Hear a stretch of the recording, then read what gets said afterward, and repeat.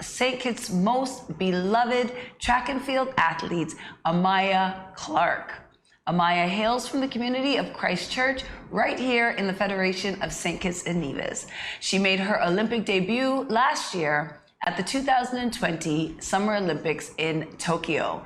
Amaya is currently studying at the University of Akron in Ohio, and most recently she participated in the Mid-American Conference. Amaya was victorious as she became the back-to-back MAC champion and broke both the MAC and school record with a time of 11.41 seconds in the 100 meter. Therefore, it is our absolute pleasure to welcome this track and field star, Amaya Clark, to Good Morning SKN's Connections. Good morning, Amaya. Good morning, welcome. Good morning. How are you feeling this morning? I'm feeling good. Yeah, you look great. You look she's great. Glowing, she's glowing. So this is very exciting.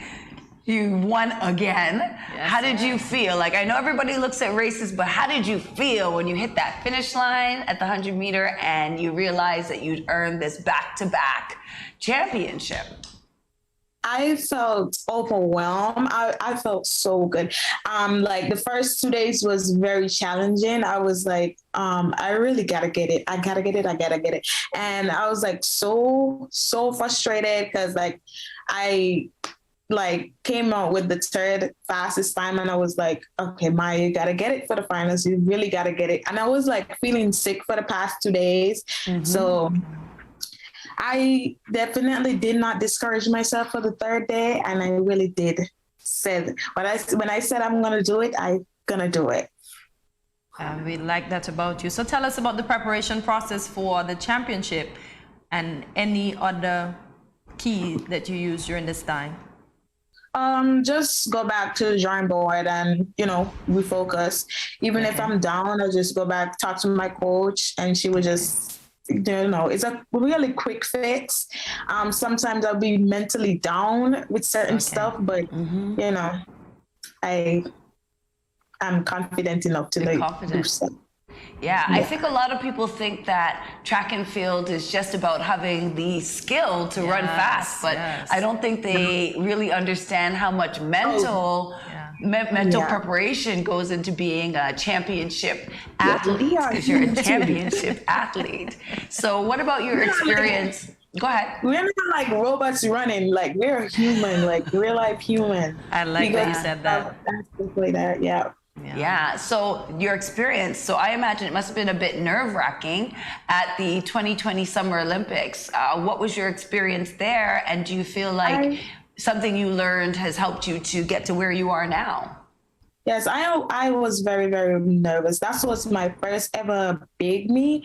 So it's like me going into the the preliminary, get out to the prelims to the first round was a big step for me. But next Olympics, hopefully I make it. I just want to make to the finals and get at least a medal for St. Kitts, because many of our girls did not get any medals at the Olympics, so I want to be the first to do that. That's exciting. Okay, so the Olympics captured an iconic photo of you flipping your braids. I notice every time you run with a hair of color. Is this just you, or would you say you have a certain personal style and flair? That's really, so I wanted to see how it's like to wear burgundy, because I had never had a color in my hair yet. So I love burgundy braids. Love I was like, Auntie, because I was in Florida at that time. I was like, Auntie, can we go to the store, the hair store, and get like a burgundy type of color so I could try it out? Because at first I was scared. She was like, oh girl, you go for it. And then she did it. And then I booked a hair appointment with this Nigerian lady, and she just gave me 30 feed-ins.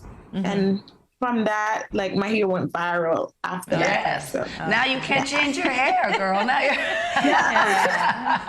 now they're gonna be like, where are Maya's braids? So next Olympics you have to come with a brighter color. Yes, we can't wait to see what comes next.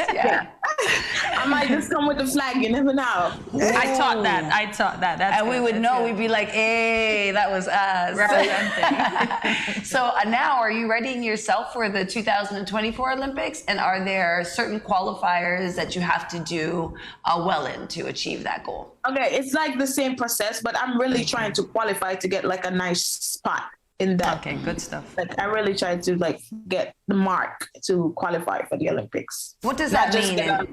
Yeah, go ahead. Okay, so basically I got a waiver Yes. to get in, even though I ran pretty well. You have to run like Okay. 11.1 to like get in, but I ran 11.5. But I mean, as the year go by, I might run faster. So hopefully I get in with the actual qualifying mark. We would like to know, what are you studying at the University of Akron? So I studied the sports management part at the University of Akron. It's basically like a business kind of course, but it's not strictly business. It's like, it's like some physical education plus business in it. It's like a balance. Okay. That's exciting, sports management. I don't think we have very many persons back home that study sports management. So it's exciting that you would go away to study something in your field that could then help back here in St. Kitts. I hope you'll return home with that degree. So in your opinion, speaking of home, what is the major difference between track and field in the US and here in St. Kitts and Nevis? Okay, so track and field in the US is a bit kind of easier than what Mr. Morton used to give me back home. It was like very challenging, so much challenge. But here is we do definitely do a lot of running. Back home, I never used to do a lot of like lifting. Okay. So it's like the lifting would have helped me back home more. Yeah, but the strength training, yeah. That's why. That's what really helped in me, getting me tone, strength, and stuff like that. It's a full body experience being a track and field athlete. A lot of work, diet, right? I think supplements. Then you have to worry about training, strength training. It's just so much form. Recovery. Oh, wow. Yeah, it's a lot. I don't think people realize. I think they just think you go out there, Maya, you got your cute braids, and you just start to run. But so much preparation goes, and it's much more preparation for one race or two races. It's like years and years of preparation. But she does look like an upcoming protege, Grace. I think Mr. Morton trains her as well. Grace Caxton. You ladies sort of resemble. Yeah. Yes. You sort of resemble. Okay. Yeah. So here in the Federation, we concentrate on track and field. Why do you think this is so? Should our athletes try other sports?